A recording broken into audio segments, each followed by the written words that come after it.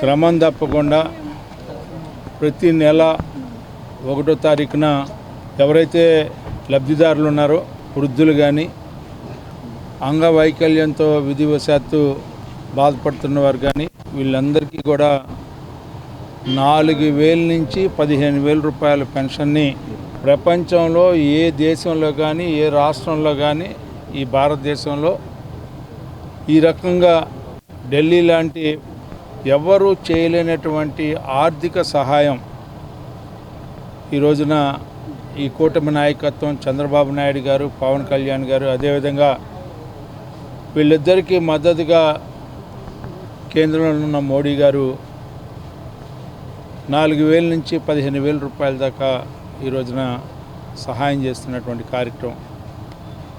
ఇంత సంక్షేమం ఇంకెక్కడ కూడా ఎవరు కూడా చేయరు.